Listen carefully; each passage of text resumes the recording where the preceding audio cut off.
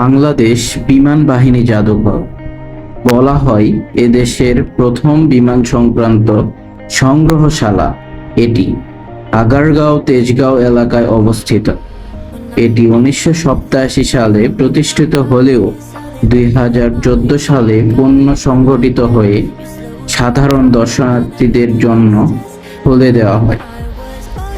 এখানে বিভিন্ন যুগের বিমান ও হেলিকপ্টার প্রদর্শন করা হয়, যেমন ডকোটা, মিগ-21, ফৌগা, ম্যাজিস্টার, হান্টার জেট ও আলুয়েট।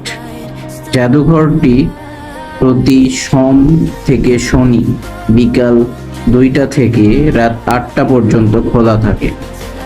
স্থানীয়দের জন্য প্রবেশ ফি মাত্র 50 টাকা, বিদেশিদের জন্য 100 টাকা।